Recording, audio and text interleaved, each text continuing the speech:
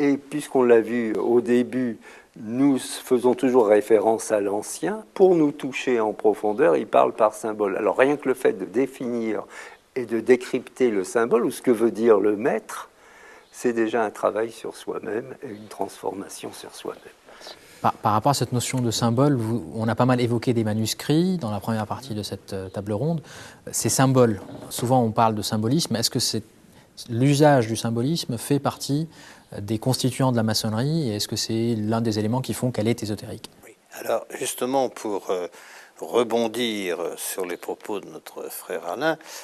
la maçonnerie coince quand même un peu et pêche un peu, car cet aspect totalement idyllique du cheminement maçonnique jusqu'à la maîtrise, que l'on sent très bien chez Alain,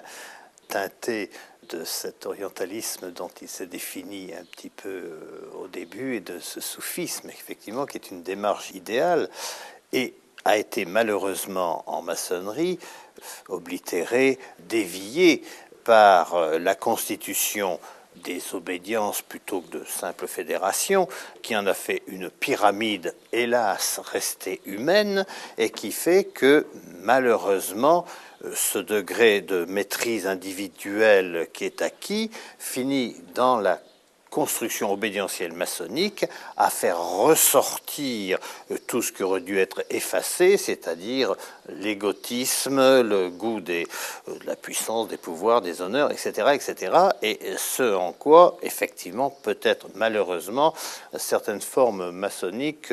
n'ont pas pu mettre véritablement en application ce cheminement d'un très haut degré ésotérique, et je crois que nous serons tous d'accord ici, plus ou moins, pour le regretter.